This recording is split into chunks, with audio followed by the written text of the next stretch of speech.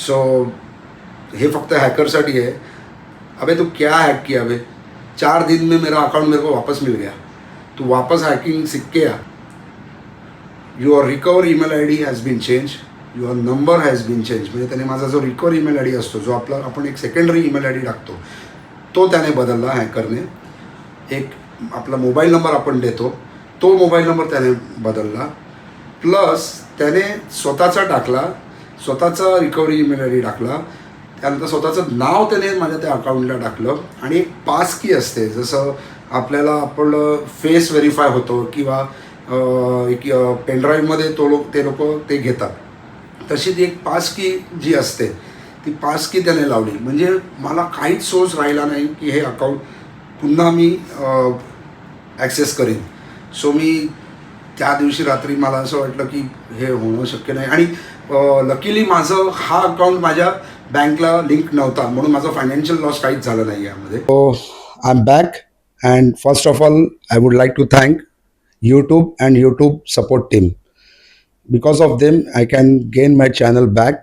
I recovered my Gmail account. I recovered my YouTube channel account.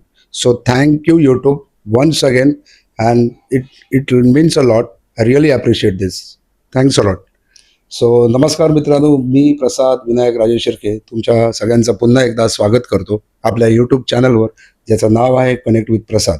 मित्रांनो, 17 एप्रिलला माझा channel hack झाला होता। चॅनल हॅक झाला म्हणजे जीमेल अकाउंट पहिला हॅक झाला। जीमेल आपला लिंक आहे यूट्यूबला। हा व्हिडिओ पूर्ण बघा, म्हणजे तुम्ही कुठेही स्किप करू नका, तर तुम्हाला मी जे काय सांगतोय हे तुम्हाला एक्झॅक्टली कळेल की माझ्याबरोबर काय हे घडलं होतं आणि जे तुमच्याबरोबर घडू नये याच्यासाठी मी इथे काही फोटोज टाकणार आहेत की कसा त्या हॅकरने माझं अकाउंट हॅक केलं, जे मला कळलं नाही करताना, आणि त्यानंतर मला यूट्यूबने कसा सपोर्ट केला जीमेल अकाउंट रिकवर करायला। त्यामुळे मला हा यूट्यूब चॅनल पुन्हा मला मिळाला। सो मी स्टार्ट करतो की पुन्हा येतो। 17 तारखेला माझं रात्री अकाउंट हॅक झालं 12:30च्या सुमारास।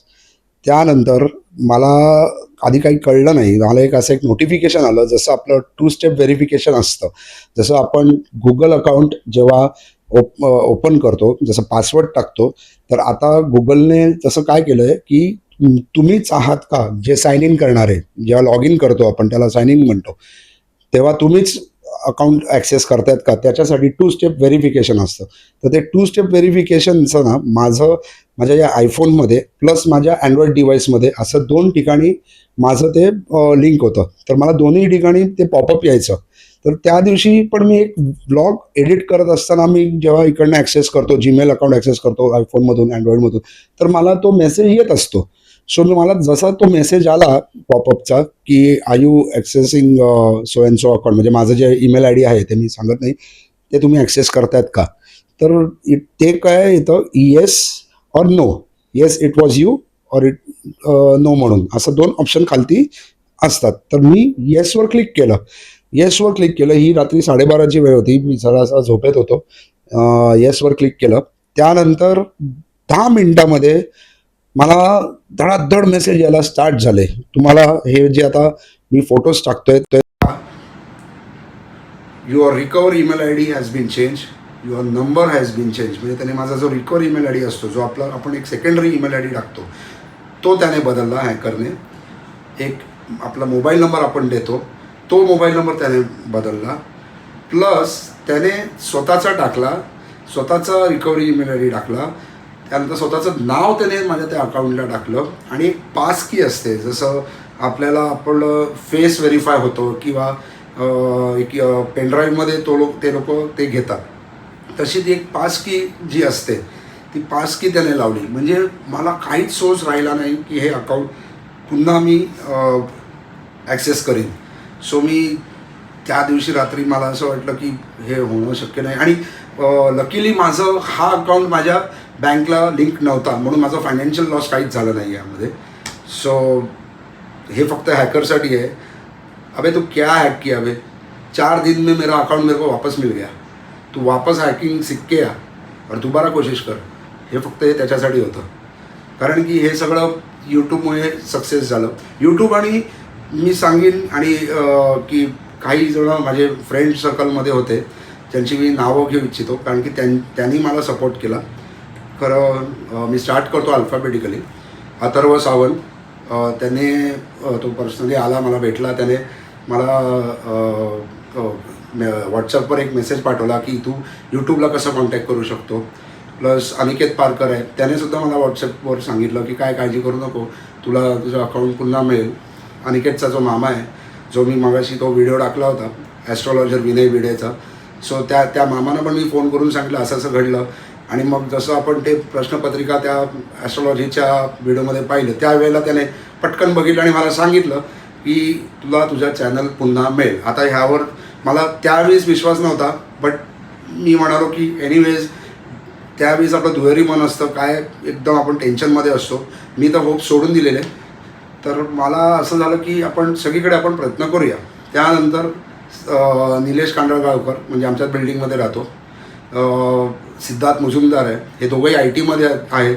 हे दोघंही माझ्या लॅपटॉपवर सगळं बघत होते. जवळजवळ तासभर त्यांनी बघितला.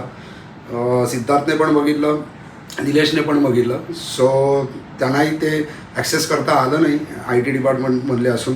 सो ते म्हणाले की तू एक काम कर, यूट्यूबलाच कनेक्ट हो. अनिकेत पारकर आहेत, त्याने मला व्हॉट्सअपवर पाठवलं. त्याने पण मला सांगितलं की तू यूट्यूबला ट्विट कर, ते लोक तुला तिथून हेल्प करतील.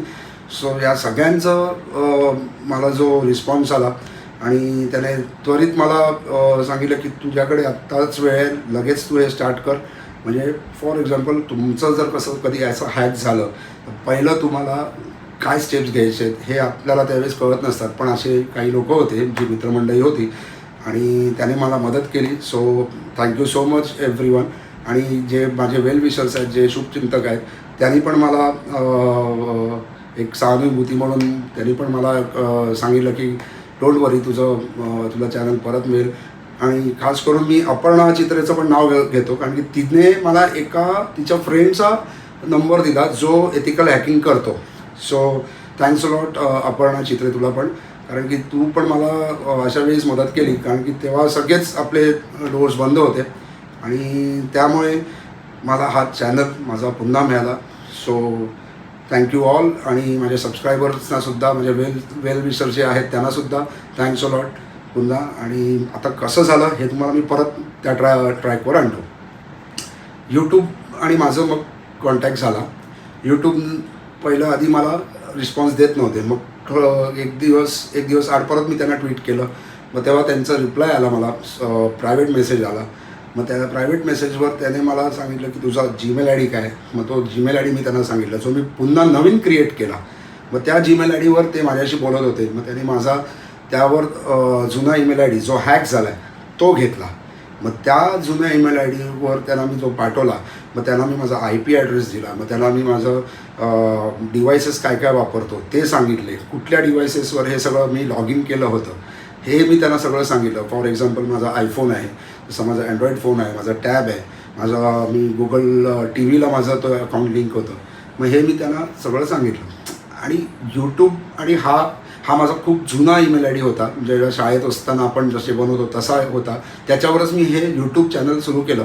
मला नव्हतं माहिती की माझे 9,000 सबस्क्रायबर होते. मला लोक एवढे म्हणायला लागले की अरे तू काय मोठा लागून गेला का, तुझे एवढे सबस्क्रायबर नाही आहेत आणि तू इतका मोठा माणूस काय केव्हापासून झाला की लोक तुझा चॅनल हॅक करायला लागतील.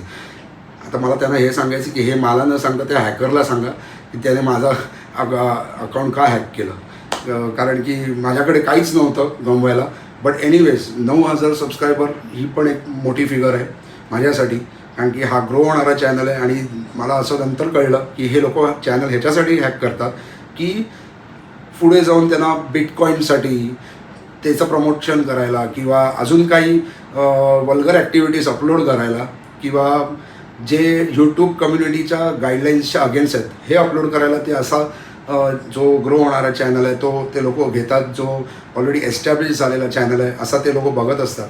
सो तुम्ही ही काळजी घ्या. मी आता जे तुम्हाला दाखवणार आहे, 2 स्टेप व्हेरिफिकेशन कशाला म्हणतात, मग तुम्ही रिकव्हरी ईमेल ॲड्रेस जो असतो तो काय असतो, हे मी जे आता ह्याच्यात मी आता ते तुम्हाला जे सांगणार आहे ना, हे तुम्ही नीट लक्ष देऊन बघा. त्यांचं पुढचं टार्गेट तुम्ही असाल.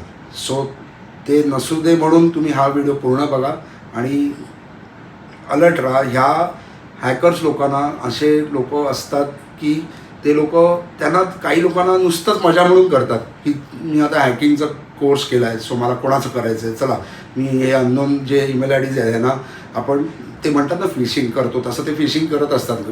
मासे पकडतो ना गाळ टाकून, तसं ते फिशिंग करत असतात. एखादा व्यक्ती लागतो, सापडतो, पण त्यांना कळत नसतं काही काही वेळेला ते एवढं त्यांचं फायनान्शियल लॉस पण होतो काही लोकांचा. बरं, मी ह्याच्यामध्ये अजून एक स्टेप उचलली होती.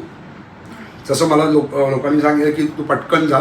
मी लगेच दुपारी घरात बसून लॅपटॉपवरून सायबर क्राईम डिपार्टमेंटला ऑनलाईन रजिस्टर केलं कंप्लेंट, आणि त्याची कॉपी एक माझ्याकडे घेतली. नियरेस्ट पोलीस स्टेशन आहे जे शिवाजी पार्क पोलीस स्टेशन आहे, त्या शिवाजी पार्क पोलीस स्टेशनमध्ये गेलो. तिकडच्या साहेबांना भेटलो. त्या साहेबांनी मला त्यांनी मला माझी चूक पण सांगितली की तू येस करायला नको हवं होतंस, so that was my mistake. पण एनिवेज पुढे त्यांनी मला सांगितलं की तू कंप्लेंट केलेली आहेस, सो तू काळजी करू नकोस, तुझं जीमेल अकाउंट जे हॅक झालं आहे हे त्याचं काही तो करणार नाही, पण तू कंप्लेंट केल्यामुळे तू सेफर साईड आहे, उद्या त्याने त्याचा मिसयूज केला तर तुझ्याकडे ही कंप्लेंटची कॉपी आहे, सो ह्याच्यापुढे तू अलर्ट राहा, असं मला त्यांच्याकडून पण जे ॲडवाईस मिळालं. So I am also thankful to Shivaji park police station आणि आपले पोलीस कर्मचारी, त्यांनी पण मला खूप मदत केली या गोष्टींमध्ये. पण मी एकच सांगेन की जेव्हा असं होतं तेव्हा पॅनिक होऊन जाऊ नका. तुम्ही जर गिवअप केलं तर तुमचं नुकसान होईल. शांत राहा, आणि तुम्हाला जर अजून ह्याच्या डीप माहिती हवी असेल तर मला कमेंटमध्ये नक्की कळवा. आणि काय सांगू, पुन्हा एकदा एकच सांगतो, लाईक, शेअर आणि सबस्क्राईब करायला विसरू नका. आता पुन्हा मी अजून असेच क्रिएटिव्ह व्हिडिओज घेऊन येत राहील. काही फरक पडला नाही, 4 दिवस माझं अकाउंट बंद राहिलं, पण 4 दिवसानंतर मी पुन्हा आलो आहे. So thank you so much, thank you God. चलो, गुड बाय.